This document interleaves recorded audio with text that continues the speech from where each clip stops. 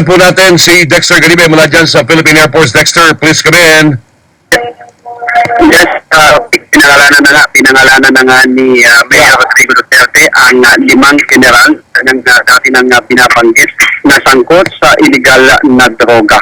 Ang kabilang sa kanyang mga pinangalanan ay ang General Marcelo Garbo, itong retired General Vicente Bukot. Siya ay mayor-elect ng Daan Bantayan, Cebu, kabilang sa PMA 72. Alright. Meron din siyang pinabanggit na isang General Diaz na dating naging regional director ng Police Region 11. Region 11. Dati o ang bagong palit lamang o bagong napalitan lamang ni NCR Chief General Joel Pagdilao at si dating QCPD Director General Edgardo Espino. Ang binabanggit ng Presidente, yung mga nasa aktibo pa sa servisyo ay inutos na niya na ma-relieve sa kanilang assignment at kanyang kakaupin ang mga ito at tinatasan na ang National Police Commission na gawin ang kanilang trabaho na imbestiga ang naturang mga general. Ang pagbanggit ng Pangulo dito sa 5 general ay sa kanyang naging talumpati dito sa pagdiriwang ng ika-6 na na anibersaryo ng Philippine Air At Force. hindi inaasahan yun, Dexter. Hindi inaasahan. Yes, Vic, medyo maingay na dito, lalayo na tayo ng konti. Oo. Hindi inaasahan, ano? Oo, talagang wala na siyang hindi na siya, kasi overnight daw niyang pinagdesisyonan nito.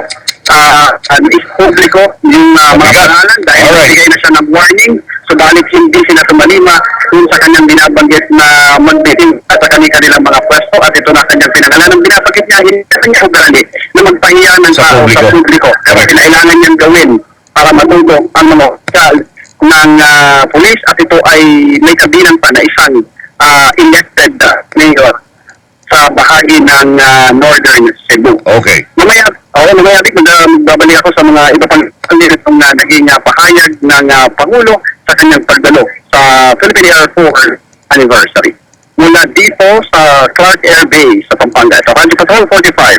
Sir Ganibe, CBN News, DZMF.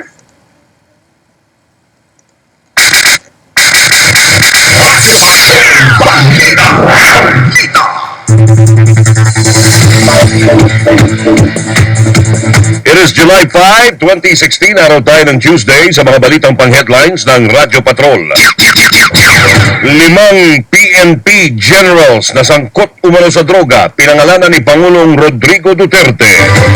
2 naaktuhang nagpa-part session sa Pasay City patay matapos bumalag sa mga pulis o plan katok sa Quezon City. Isa naman ang patay, 3 timbog. Bagong bagyo pumasok na sa ating bansa. At singil sa kuryente tataas ng 29 centavos per kilowatt hour ngayong Hulyo.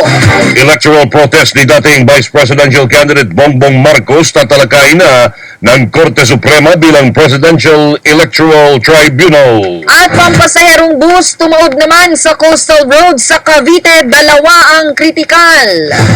Magandang Martes ng hapon, Pilipinas. Kami po ang inyong tagapagbalita. Tina Marasigan, Vic De Leon Lima, ito ang Radyo Patrol, Balita Alas 4.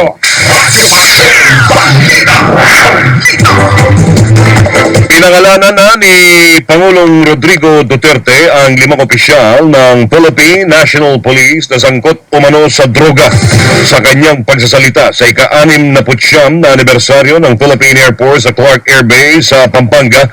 Tinukoy ni Pangulong Duterte sina PNP General Marcelo Garbo, General Vicente Loot na ngayon ay mayor ng isa sa mga munisipalidad sa Cebu, General Diaz na dating Regional Director ng Region 11, dating National Capital Regional Police Office Director Joel Pagdilao at dating QCPD Director Edgar Tinio na sangkot umano sa droga.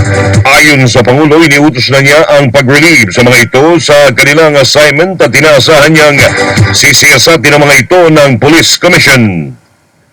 I am compelled by my sense of duty na sabihin sa inyo lahat, lalo na yung mga pulis na nasabit sa droga, one way or the other, or contributed to the deterioration of the law and order of this country.